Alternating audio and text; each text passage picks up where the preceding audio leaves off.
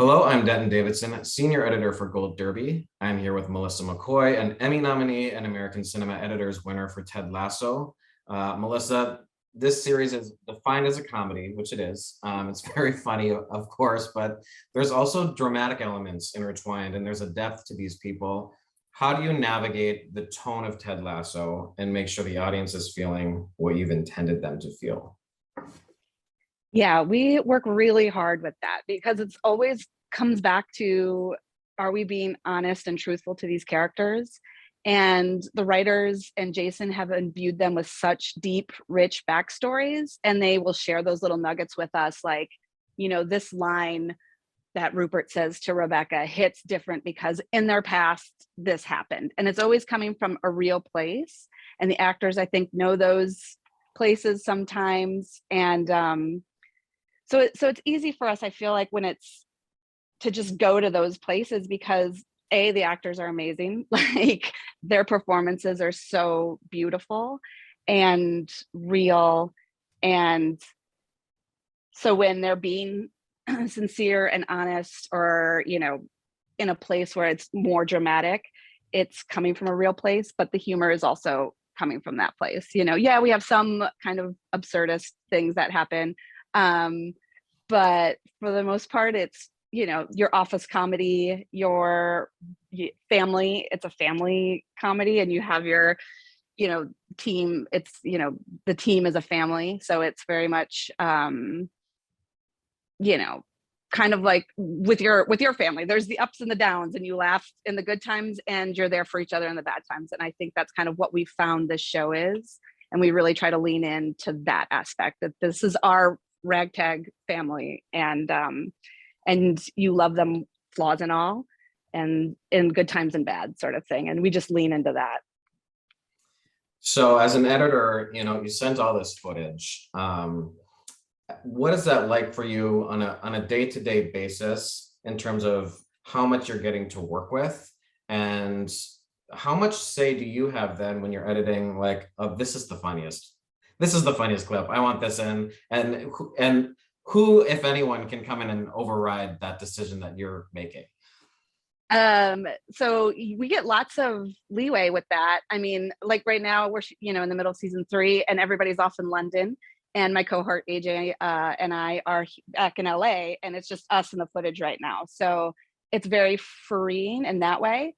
And we always just go with, this makes me laugh. But, if they do a run and there's different options, I always cut alt bins, because what I think is funny is, somebody else thinks this is more funny.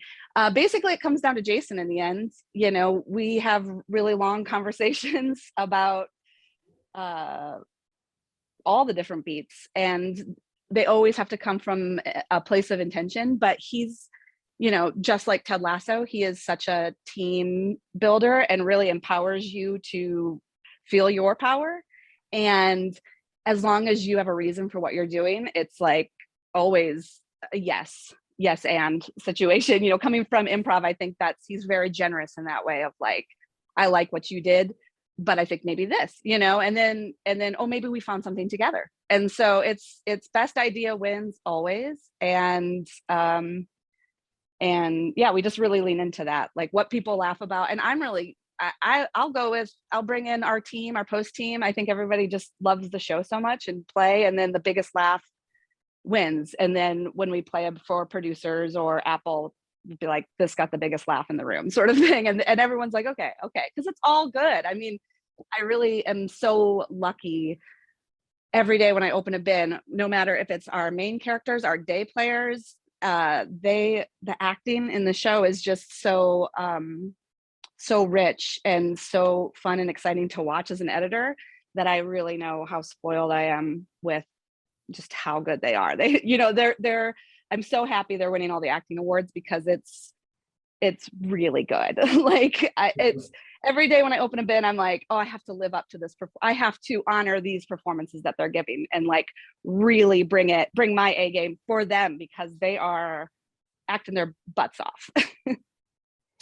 How many people work on your team to collaborate and make all these edits work? You mentioned your partner AJ. Mhm. When you have, you know, this Emmy-winning comedy series, how much editing does that take? Assistant editors, visual effects, or anything else? How many people are all collaborating to make this show work the way it does? Yeah, so AJ and I split the episodes. We do every other one. And then we each have our assistants, Alex for AJ and Francesca for me. And then we have a VFX team because there's actually a ton of VFX in Ted Lasso. All the stadium stuff, I mean, they just shoot that on a practice field because you can't go to the big stadiums. And then we, you know, CG the stadium, the crowds. They'll shoot crowd plates, and then it's, you know, do the recreation. There's so much of that work, but we also do um sneaky split screens and a lot. There's just a lot of VFX work that we that goes into it. So yeah, we have a VFX editor, and this season we brought in a VFX assistant, and then we have our, you know, team of post producers moving us along because they're big episodes. And as I think people have fallen in love with the characters and the world, they've just gotten bigger, and we just feel such responsibility to the stories that we don't want to shortchange anything. So, you know, our first cuts season one were much tighter, much shorter. Like maybe we just start joke, and then it was like, no, we're a place for the inhales and the exhales. You know, like we're not going to go 100 miles an hour, you know, joke to joke. And so now we've expanded out in our first cuts of things, just so we know, so we can really live with these characters a little bit more, and then we kind of try to whittle down more towards the end. So yeah, we have a good team, but we're still kind of the original team from season one.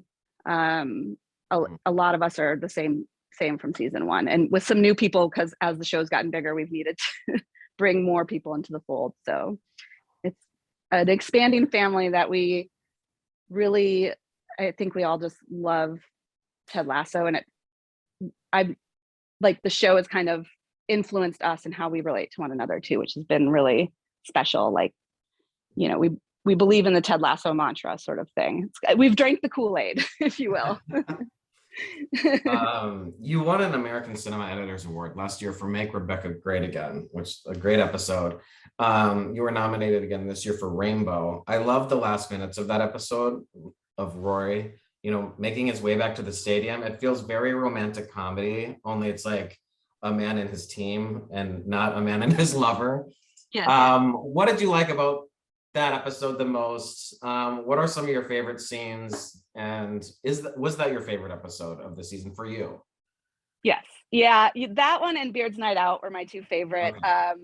But yeah, that Rainbow is my heart. You know, like when I read that script, I was like, this is the romantic comedy that I always wanted to do. Like, I'm a huge Nora Ephron fan. I watch When Harry Met Sally once a year. I watch Sleepless in Seattle once a year. You know, those are like my films that just make me feel safe and warm. And talking with Jason about the episode, it was like, I love that this is a romantic comedy, and it's not a woman man story. It's like there's not that dynamic, but it's a romantic comedy. So yeah, when I read that script, I wrote to our music supervisor and I just said, I'm making a Nora Ephron movie. Can you send me like some music? And he was like, on it. And he sent me 150 tracks of just like, you know, all that kind of like Louis Armstrong, just that vintage feel. And I just had a wonderful time going through that and finding different places for the cues. But yeah, that the end of that episode is probably one of my favorite things that I ever got to put together. The Rainbow was scripted, and in an earlier episode, Higgins' wife calls him, and we knew at the end of 5 we were going to put the Rolling Stones, and it's because of Higgins' wife. That's his ringtone for his wife, and Jason goes, can we plant it? Like, I think it was like episode 3, and he's like, can we plant it there? It's like, and I remember at the time somebody wrote like, that's a pretty expensive ringtone to just drop there, and so we were able to go back and do that. But yeah, that came to me in pieces, all that end stuff. And so I would build it and build it with the song. And I just knew that when Roy stopped to have his little chats with all the people along the way, I just wanted it to be the instrumental. And there's no instrumental that exists of that song. A lot of times that happens with older songs. So Mhm. I would just like stretch the instrumental beats and just have a bad edit in the middle that I would hide somewhere. And every time I recut it, I would send it to my music editor and I would just say, can you make it sound pretty again and land everywhere I need it to land? Because I mean, when Higgins sees his wife, the lyric, it lands right on like when you see her dressed in blue and she's all in blue. And Yep. then you go to Keely and she's dressed in gold and Keely's in gold. And then when you get to the end and it lands on Nate, knowing where Nate was going to go, and the strings hit the like that something's off, and that Nate's not happy about Roy coming back, and so I was like, please just make all those beats hit, and every time he would just knock it out of the park, and so it was like a wonderful collaborative experience, and when Roy was making his decision to leave, I loved that moment. Like originally I had cut it and I just was like, by the time we come back into the studio, Roy's in the studio, he sees his team uh warming up. They're like, watch your team warming up. And he's watching the team warming up. And then we go to the team on the field, then we come back to Roy in the studio and the pundits are all talking to him. And at that point, I'm like, I don't for him, he doesn't care what they're saying. He's made his decision to leave. So I wanted to stay on Roy for that whole, when people are like, oh, looks pretty cold there, Roy, huh? And everyone's talking to him. And then, I had cut a version where they're like, well, can we see everybody on camera? And then I was like, no, go back. It's like, this is Roy's moment. This is his hero moment. He's going to make the decision to leave. And then he gets up and leaves. And that was also, where to start that cue. And I think like scripted, it was scripted to start earlier, but I was like, it feels like it needs to start right after he says, I've got to go. That's the line, And then I remember talking with Bill Rubel, who wrote the episode. And he was just like, that was a great place to start it, And so everybody was just like, brought their A game and then was open to the collaboration of like, now what serves it that we're in post. And so it was really that special thing where everybody was like, let's go, let's make this elevated, because it was just such beautiful footage that Erica, the director, shot. And yeah, that's going to be one that's going to sit with me, whether it wins awards or not. It's going to be mine for my life. And I don't know if I'll ever top it, sort of thing. It's like that special to me, that episode. Oh, such a great Yeah. episode. Thank you. Ted Lasso is streaming on Apple TV Plus. Melissa, congratulations on all of your work. Best of luck at this Thank you. This year's Emmy season, and thanks for chatting with Gold Derby today. Thank you so much.